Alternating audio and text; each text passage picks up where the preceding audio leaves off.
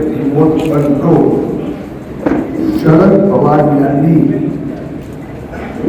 काल संध्याकाळी पत्रकार वार्तात इन्कम टॅक्सचे 9 दिवस धाड चालू आहे. अजित पवार मित्र परिवारांवर त्यात 184 कोटीचे बेनामी व्यवहार सापडले. 70 प्रॉपर्टी जयपूर, गोवा, दिल्ली, मुंबई, पुणे, बारामती, काही फ्लॅट आहेत, काही इमारती आहेत, शेती जमीन आहेत, साखर कारखाने आहेत, कमर्शियल मॉल्स आहेत.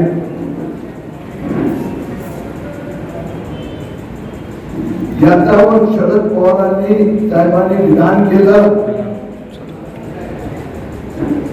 की याचे 2 बिल्डरचे 70 कोटी 140 कोटी तिथून सापडले. अजित पवार मित्र परिवाराकडून फक्त चिल्लर सापडलं.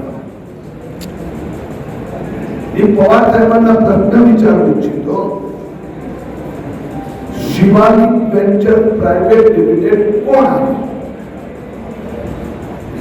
Shivaji venture private limited, Indocom developer private limited कोण आहे? या दोघांनी अजित पवारांना 100 कोटी रुपये किती वर्षापूर्वी दिले होते?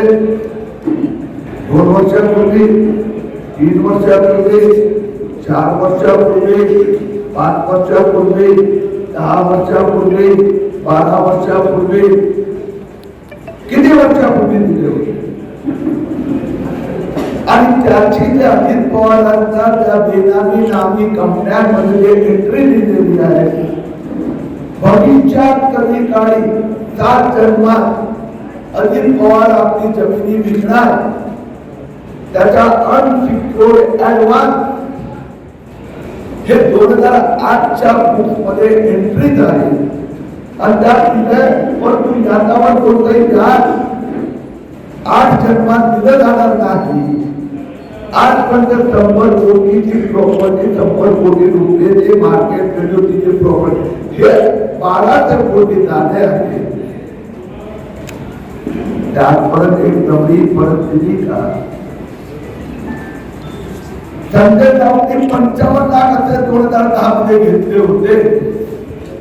ईडीने शोधून काढल्यानंतर संजय राऊत 2021 मध्ये चोरीचा माल परत केला. अजित पवार चोरीचा माल परत करणार का?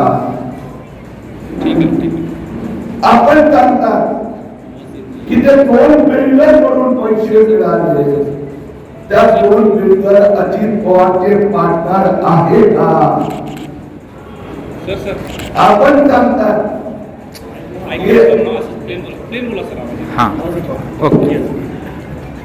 अजित पवार इन्कम टॅक्सची दाढ सुरू झाली की पहिल्या दिवशी विधान केलं की माझ्या बहिणी नीता पाटील, वीणा पाटील, मेवणे मोहन पाटील यांच्या घरी इन्कम टॅक्सचा धाडी कशाला? त्यांचा काही आर्थिक व्यवहार नाही आहे. आता माझ्याकडे रेकॉर्ड आहेत. चरणडेश्वर साखर कारखाना पासून अजित पवारच्या 70 बेनामी नामी संपत्ती, त्या कंपन्यांमध्ये अजित पवारचा बहिणी वीणा पाटील, नीता पाटील, मेवणे म्हणजे बहिणीचे यजमान मोहन पाटील पार्टनर आहे. मग अजित पवार साहेब, तुम्ही बेईमानी महाराष्ट्राचा 12.5 कोटी जनतेची केली की बेईमानी आपल्या बहिणीची केली? बहिणीच्या नावाने कंपन्यांनी पार्टनरशिप आहे, संपत्ती आहे. आपण म्हणतात त्यांचा काही संबंध नाही. मग बहिणीच्या नावाने पण बेनामी संपत्ती केली, ते शरद पवारांना मान्य आहे का? आणि म्हणून माझी शरद पवारांना चॅलेंज आहे की हे चोपडे हे सगळे मी उद्या ईडी आणि इन्कम टॅक्सला पाठवणार आहे,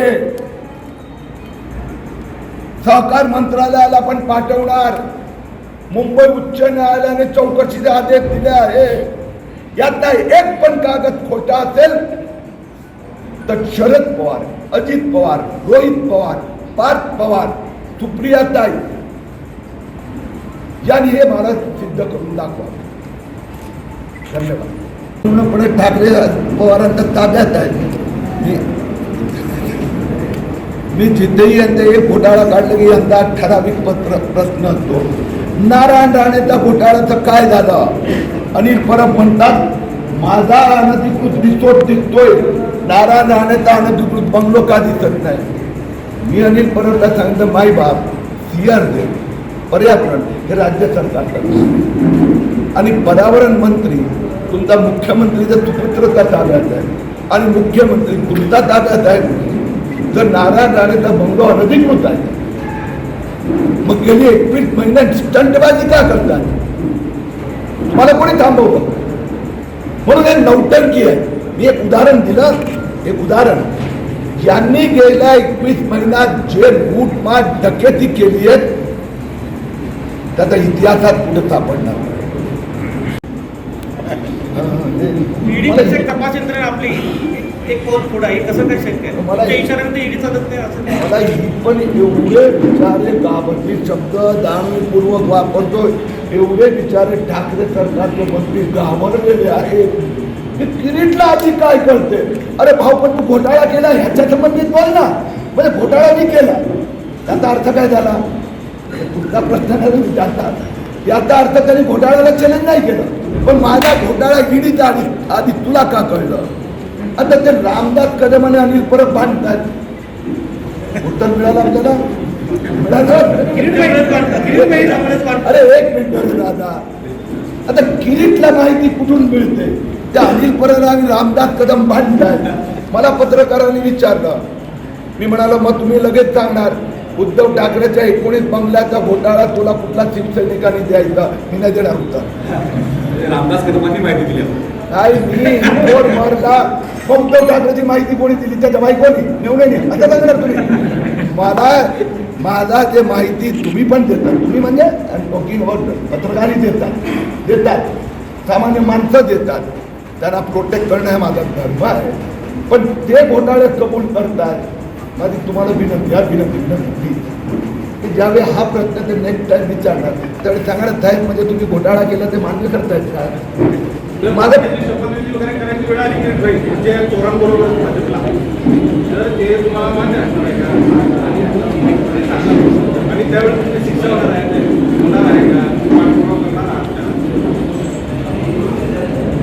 आता हे घोटाळेबाज डाकूगिरी करतात, जनतेला लुटतात.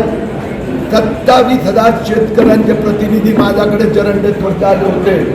आमचा कारखाना घेतला, अजित पवारांनी बेनामी ठेवला. तर मला त्या शेतकऱ्यांना न्याय मिळवून द्यायचा आहे. जे कोविडमध्ये मृत्यू झाला आहे त्यांना आता कुठलंही डायव्हर्जन मी भानगडीत पडणारच नाही. उद्धव ठाकरेंनी बायकोच्या नावावर घेतलेले 19 बंगलोचा हिसाब त्यांनी द्यायचा आहे.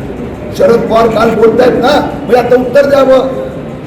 हे जे 2 बिल्डर ज्यांच्याकडून रक्कम सापडली ते तर अजित पवारांना 100 कोटी 10 वर्षापूर्वी देऊन बसले. त्याचं उत्तर शरद पवारांनी द्यावं. आमच्याबरोबर युती करणार का नाही, आमचे घोटाळे का काढतात, तुम्ही लुटतायत म्हणून तुमचे काढतोय. महापालिकेची सत्ता भाजपच्या दुर्लक्ष करणार. पहिली एक गोष्ट तुम्हाला स्पष्ट करतो, या कोविड काळात नगरपालिका, नगरसेवक, महापालिकाची सगळी सत्ता मेडिकल इमर्जन्सीच्या नावाने राज्य सरकारने स्वतःच्या हातात आणि IAS ऑफिसरच्या ताब्यात दिली. महापालिकेचा कोणताही मिटिंग नाही, कुठलं हे नाही. हे जे तुम्ही सांगितलं त्याचे 2 सांकेतिक, एक कोविड मृत्यू तुम्ही केंद्र सरकारकडे नेला, मानव अधिकार आयोगाकडे नेला, त्याचा तपास सुरू झाला, आणि दुसरं रेमडेसिवीर इंजेक्शन त्याची तर सुनावणी त्यात सगळेच महाराष्ट्र आहेत. लोकायुक्तने मागच्या आठवड्यातल्या सुनावणीत राज्य सरकारच्या आरोग्य सचिव आणि मुख्य सचिवांना रिप्लाय फाईल करायला सांगितलं. साहेब 40 मृत्यू लपवले त्याबाबत आपण पाठपुरावा होता आणि मला दौऱ्यात आपण सांगितलं होतं की कोल्हापूर कोविडचे 40 मृत्यू मृत्यू संबंधी मानव अधिकार आयोगाने केंद्र सरकारला दिलं आणि रेमडेसिवीर आणि हॉस्पिटल घोटाळा लोकांनी.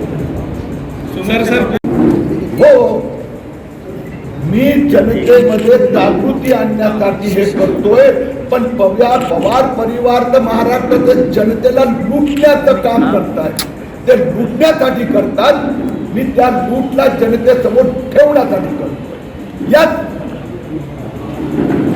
भाजपमध्ये आलेल्यांचे पाठपुरावे होत नाही पण विरोधी पक्षांचे पाठपुरावे होतात.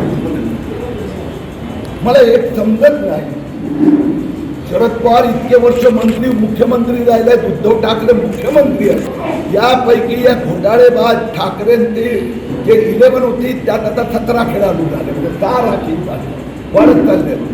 त्यापैकी एक पण घोटाळा खोटा आहे, घोटाळा केला नाही असं बोलण्याची हिंमत ठाकरे पवारांमध्ये नाही आहे. तुम्ही मंत्री आहात, सरकार आहात, जे घोटाळे केले त्याच्यावर बोला ना.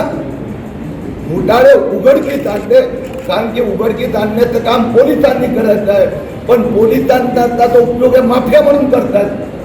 पोलीसच चोरी करते, पोलीसच तुपारी घेते, पोलीस कमिशनरच गायब होतो, गृहमंत्री फरार होतो. म्हणून शेवटी जनतेने जायचं कुठे? तर हायकोर्ट, सुप्रीम कोर्ट, लोकायुक्त, नॅशनल ग्रीन ट्रिब्युनल, मानव अधिकार आयोग यांच्याकडे किरीट सोमय्या जात आहे. त्यात चूक काय? आपल्या पक्षामध्ये सुद्धा असे घोटाळेबाज आहेत, त्यांच्या विरोधात विरोधी पक्षाच्या विरोधात तुम्ही काढता असा एक आरोप आपल्यावर केला जातो. पण मला खरंच हास्य, तुम्ही नाही हे जे बोलते ते हास्यास्पद वाटतंय.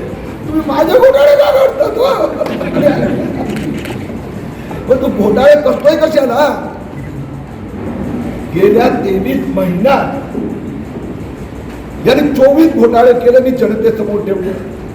आणि या उद्धव ठाकरेच्या घोटाळ्यामुळे महाराष्ट्रात कोविड मृत्यू मॅक्झिमम झाला. मी आता सभेत पण बोललो ना, त्याचं एक उदाहरण खोटं असेल तर सांगावं. उद्धव ठाकरे साहेबांनी स्वतःचा बिझनेस बिल्डर पार्टनर मित्राची जमीन 62 कोटीमध्ये लीजची जमीन ओनरशिपवर दिली. 21 कोटी घेण्याचा ऑर्डर हातात दिला. किरीट सोमय्या लोकायुक्तमध्ये गेला आणि लोकायुक्तमध्ये ते हारले. सौदा कॅन्सल झाला. उद्धव ठाकरेंनी सांगावं 7 एप्रिल 2020 रोजी 7 एप्रिल 2021 रोजी एकाच दिवशी मुंबई महापालिकेने रेमडेसिवीर 72,000, 16 ते 65, हाफकिन इन्स्टिट्यूटनी 10 ते 65 म्हणजे 52,000. याला चोरी नाही म्हणत, त्याला घोटाळा नाही म्हणत, तिला डकेती म्हणतात, डकेती. Subscribe. Click on the bell.